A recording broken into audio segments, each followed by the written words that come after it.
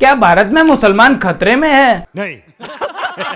लेकिन राहुल गांधी तो यही कहते हैं कि भारत का मुसलमान खतरे में है। Muslims are under attack in India. This is not wrong. लेकिन आप चौंक जाओगे जानकर कि 1950 के बाद मुसलमानों की संख्या भारत के अंदर 43% से बढ़ चुकी है, लेकिन उसी टाइम पर भारत के अंदर हिंदुओं की आबादी 8% से कम हो गई। तो फिर खतरे में कौन हुआ, माइनॉरिटी या फिर मेजोरिटी? और ये 18 करोड़ पॉपुलेशन वाली कम्युनिटी माइनॉरिटी कब से होने लगी? फिर जैन, बुद्ध, सिख, क्रिश्चियन, जूस और पारसीज को आप क्या कहोगे? इसलिए आइए आज जानते हैं भारत के अंदर कौन सी कम्युनिटी माइनॉरिटी के अंदर है और कौन सी कम्युनिटी मेजोरिटी के अंदर है, कौन सा धर्म वास्तव में खतरे में है और कौन सा धर्म अच्छे से फल फूल रहा है, और बाकी दुनिया के अंदर क्या हो रहा है। क्या मुस्लिम वास्तव में खतरे में है या फिर खतरे में कोई और है? आइए बात करते हैं।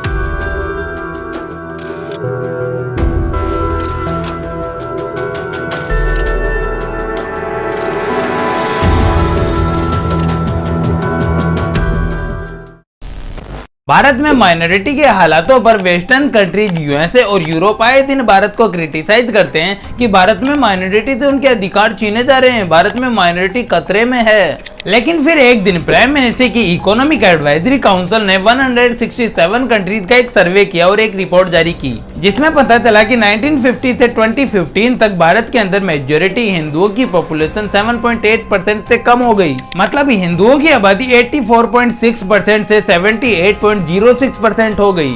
उसी भारत में उसी टाइम पर मुस्लिम्स की आबादी 43% से बढ़ गई। मतलब 1950s के अंदर भारत में मुस्लिम्स की पॉपुलेशन 9.84% थी, जो अब 2015 में बढ़कर 14.09% हो गई है। सिर्फ अकेले इस्लाम की ही नहीं, भारत के अंदर दूसरी माइनॉरिटी की पॉपुलेशन भी बढ़ी है। क्रिश्चियंस की आबादी जहां पहले 2.24% थी, वहीं अब बढ़कर 2.36% हो गई है। मतलब 1950 से 2015 तक क्रिश्चियन माइनॉरिटी की पॉपुलेशन 5.38% से बढ़ी है। सिखों की आबादी जो पहले भारत के अंदर 1.24% थी, वही अब बढ़कर 1.85% हो गई है। मतलब 1950 से 2015 तक भारत में सिखों की आबादी 6.85% से बढ़ गई।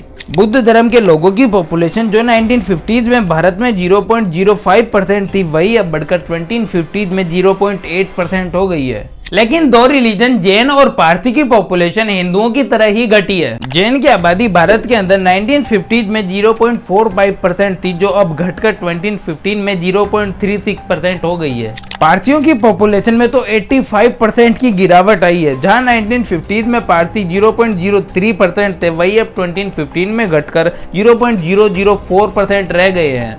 ये रिपोर्ट उन सभी लोगों के मुंह पर तमाचा है जो कहते हैं कि भारत के अंदर माइनॉरिटी को फलने फूलने नहीं दिया जा रहा। यूनाइटेड नेशन जैसी ऑर्गेनाइजेशन तो ये दावा करती है कि भारत के अंदर माइनॉरिटी को सही से जीने नहीं दिया जाता। लेकिन इस रिपोर्ट से पता चलता है कि भारत के अंदर माइनॉरिटी न केवल सुरक्षित है, बल्कि अच्छे से फल फूल रही है, अपने कल्चर को बढ़ा पा रही है, बचा पा रही है। इसके दूसरी तरफ भारत के पड़ोसी देशों में जैसे बांग्लादेश, पाकिस्तान, अफगानिस्तान के अंदर मेजोरिटी मुस्लिम्स की पॉपुलेशन बढ़ती ही जा रही है। लेकिन इन देशों के अंदर माइनॉरिटी रिलीजन की पॉपुलेशन कम नहीं हो रही, बल्कि हद से ज्यादा कम हो रही है। पाकिस्तान जब 1947 के अंदर एक देश बना तो यहाँ पर नॉन मुस्लिम्स की पॉपुलेशन 23% थी, मतलब वो माइनॉरिटी थे। लेकिन आज पाकिस्तान के अंदर माइनॉरिटी की पॉपुलेशन 3 से 4% ही रह गई है, जिसमें से क्रिश्चियन की पॉपुलेशन 1.59% और हिंदुओं की पॉपुलेशन 1.6% है। इसे कहते हैं माइनॉरिटी का खतरे में होना। 23% से ये सीधा 3% पर आ गए। इसी तरह अफगानिस्तान के अंदर भी सेम यही हाल है, जहां 70s के अंदर अफगानिस्तान में 7 लाख हिंदू और सिख हुआ करते थे, जो घटकर 1992 में 2,20,000 ही रह गए। अभी 2021 की शुरुआत के अंदर अफगानिस्तान के अंदर सिर्फ 400 हिंदू और सिख बचे थे, और वो भी साल के खत्म होने तक सिर्फ 150 रह गए। इसे कहते हैं माइनॉरिटी का खतरे में होना। एक साल के अंदर 250 हिंदू गायब। इसी तरह सेम यही हाल बांग्लादेश का भी है। 1951 के अंदर बांग्लादेश में 22% हिंदू थे, जो आज 2022 के अंदर घटकर सिर्फ 8% रह गए हैं। इसके ऑपोजिट बांग्लादेश में मुस्लिम्स की पॉपुलेशन 1951 के अंदर 76% थी, जो आज बढ़कर 91% हो गई है। बांग्लादेश में धार्मिक अत्याचार से परेशान होकर 1964 से 2013 तक करीब 11 मिलियन हिंदूज ने बांग्लादेश छोड़ दिया। हर साल 2,30,000 हिंदू धार्मिक अत्याचार की वजह से बांग्लादेश देश छोड़ रहे हैं। इसे कहते हैं माइनॉरिटी का खतरे में होना। लेकिन भारत के अंदर इसका बिल्कुल उल्टा ही सिनेरियो है। यहाँ पर मेजोरिटी की पॉपुलेशन तो 7.8% से कम हो जाती है और माइनॉरिटी की पॉपुलेशन 43% से बढ़ जाती है। भारत के ही जैसा हाल साउथ एशिया के दो और देशों का है, नेपाल और म्यांमार। म्यांमार जो एक बुद्ध मेजोरिटी कंट्री है, वहाँ बुद्ध लोगों की पॉपुलेशन में 10% की कमी आई है। इसी तरह नेपाल है, जहाँ पर 3 धर्म के लोग रहते हैं, हिंदू, बुद्ध और मुस्लिम। नेपाल में हिंदुओं की पॉपुलेशन 4% कम हो गई, बुद्ध की पॉपुलेशन 3% कम हो गई, लेकिन मुस्लिम्स की पॉपुलेशन 2% बढ़ गई। अब अगर आप सोच रहे हो कि सिर्फ 2-3 देशों में ही तो हो रहा है, उससे क्या फर्क पड़ता है, तो फिर आप शायद गलत सोच रहे हो। ये सिर्फ 2-3 देशों में ही नहीं हो रहा, बल्कि पूरी दुनिया के अंदर जहाँ भी नॉन मुस्लिम मेजोरिटी रिलीजन है, वहाँ पर मेजोरिटी की पॉपुलेशन कम ही हो रही है। प्राइम मिनिस्टर की एडवाइजरी काउंसिल ने 167 कंट्रीज का डिटेल सर्वे किया है और पाया कि दुनिया भर में पिछले 65 ईयर्स में मेजोरिटी रिलीजन की पॉपुलेशन 22% से कम हो गई। सबसे पहले अफ्रीका की बात करते हैं, क्योंकि अफ्रीका की 40 कंट्रीज के अंदर सबसे ज्यादा रिलीजियस चेंजेस देखने को मिले हैं। 1950s के अंदर आधे से ज्यादा अफ्रीका के अंदर करीब 24 कंट्रीज के अंदर एक एनिमिज्म नाम की रिलीजन के लोग मेजोरिटी में थे। लेकिन यहाँ रिलीजन रेशियो इतने तगड़े तरीके से बदला कि पूरे अफ्रीका के अंदर आज एक भी देश के अंदर ये रिलीजन मेजोरिटी में नहीं है। और आज के दिन अफ्रीका का ये हाल है कि करीब अफ्रीका की 40% कंट्रीज के अंदर इस्लाम मेजोरिटी में आ चुका है और 49% कंट्रीज के अंदर क्रिश्चियनिटी मेजोरिटी में है। आज दुनिया भर के अंदर सिर्फ हिंदुइज्म, एनिमिज्म, जैनिज्म, पारसीज की ही पॉपुलेशन कम नहीं हो रही, बल्कि क्रिश्चियनिटी की पॉपुलेशन भी बहुत तेजी से कम हो रही है। रिपोर्ट से पता चलता है कि 1950s के अंदर टोटल 94 कंट्रीज के अंदर क्रिश्चियनिटी मेजोरिटी में थी, लेकिन आज उनमें से 77 कंट्रीज के अंदर मेजोरिटी की पॉपुलेशन तेजी से कम हो रही है।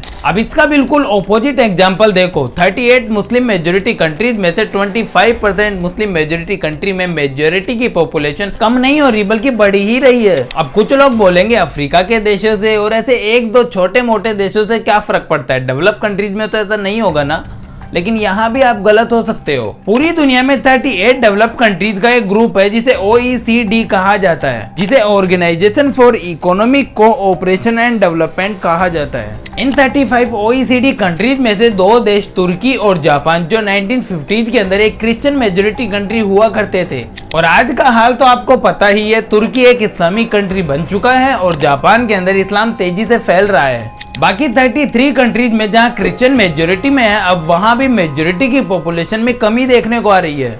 और 33 कंट्रीज में से भी 30 कंट्रीज के अंदर मेजोरिटी की पॉपुलेशन में भारी गिरावट आ गई है। ज्यादातर नॉन मुस्लिम मेजोरिटी कंट्रीज के अंदर मेजोरिटी की पॉपुलेशन में कमी आई ही है, लेकिन जितनी भी इस्लामिक कंट्रीज है वहां पर मुस्लिम मेजोरिटी की पॉपुलेशन में कोई कमी नहीं आई, बल्कि पॉपुलेशन बढ़ी ही है उनकी। जैसे बांग्लादेश में मुस्लिम्स की पॉपुलेशन 18% बढ़ गई, पाकिस्तान में मुस्लिम्स की पॉपुलेशन 3.7% बढ़ गई और अफगानिस्तान तो एक फुल्ली इस्लामिक कंट्री बन ही चुका है। लेकिन इन्हीं देशों के अंदर माइनॉरिटी खतरे में है, खत्म होती जा रही है, और दूसरी तरफ भारत के अंदर माइनॉरिटी 43% से ग्रो कर रही है। अब मुझे इस बात से प्रॉब्लम नहीं है कि भारत के अंदर मुस्लिम्स की पॉपुलेशन क्यों बढ़ रही है, बल्कि प्रॉब्लम इस बात से है कि आप और आपकी कम्युनिटी और कुछ ऐसे लोग जो भारत में सुरक्षित है, बल्कि अच्छे से फल फूल रहे हैं, फिर भी आप क्यों कहते हैं कि भारत के अंदर मुस्लिम्स खतरे में हैं।